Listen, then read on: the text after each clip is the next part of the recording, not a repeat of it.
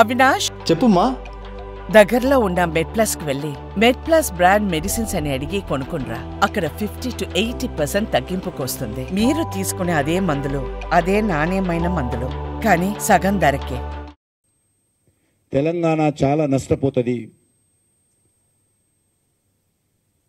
మాటలతోటే రాజకీయాలు చేయాలనుకుంటే, మాటలతోటే పరిపాలన చేయాలనుకునేటువంటి రెండు పార్టీలు ఏవైతున్నాయో, విమర్శలతోటే రాజకీయాలు చేయాలనుకునేటువంటి రెండు పార్టీలు ఏవైతున్నాయో, వీటి కారణంగా తెలంగాణ కొరిగేదేమీ లేదు. కేసీఆర్ కుటుంబాన్ని రేవంత్ రెడ్డి తిట్టినా, రాహుల్ గాంధీ కుటుంబాన్ని కేసీఆర్ తిట్టినా తెలంగాణకి ఏమీ ఒరగదనే విషయం ఈరోజు తెలంగాణ ప్రజలకు తెలుసు. తెలంగాణ అభివృద్ధి జరగదు. అసెంబ్లీ నియోజకవర్గానికి సాగునీటి సౌకర్యం కల్పిస్తా,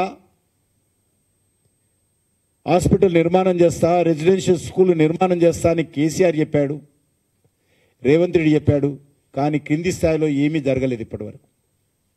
ఈరోజు అనేక రకాల, ఈరోజు హైదరాబాదులో బస్తీ దవాఖానాలు ఉన్నాయంటే కేంద్ర ప్రభుత్వం ఇచ్చే నిధులతో జరుగుతూ ఉన్నాయి.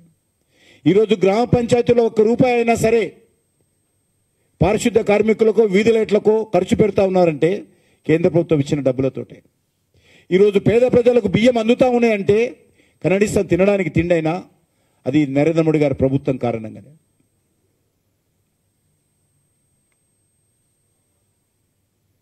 ఈరోజు ధాన్యం కొనుగోలు చేస్తున్నామంటే కేంద్ర ప్రభుత్వం ఇచ్చిన నిధుల కారణంగానే. పత్తి కొనుగోలు చేస్తున్నామంటే కేంద్ర ప్రభుత్వం ఇచ్చిన నిధుల కారణంగానే. ఈరోజు తెలంగాణలో రవాణా సౌకర్యాలు మెరుగుపడతా ఉన్నాయంటే జాతీయ రహదారుల కారణంగానే.